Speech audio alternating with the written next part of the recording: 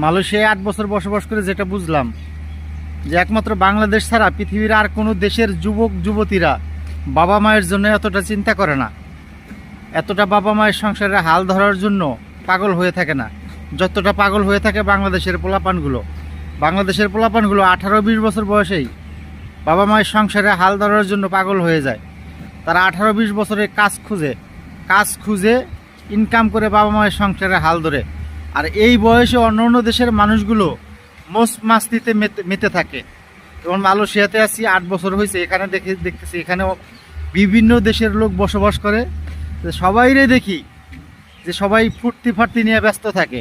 আর বাংলাদেশের মানুষগুলো, বাংলাদেশের এই 18-20-22 বছরের পোলাপানগুলো সবাই বাবা মার চিন্তা করে, মালয়েশিয়াতে ইনকাম করে বাবা মার জন্য টাকা পাঠায়। আর অন্য অন্য দেশের পোলাপানগুলো বিয়ার মদ মানে খারাপ জায়গা নিয়ে বসে থাকে, এগুলো নিয়ে পড়ে থাকে। আর বাংলাদেশের পোলাপানগুলো সবসময় কাজ করে পরিবারের হাল ধরার চিন্তায় থাকে।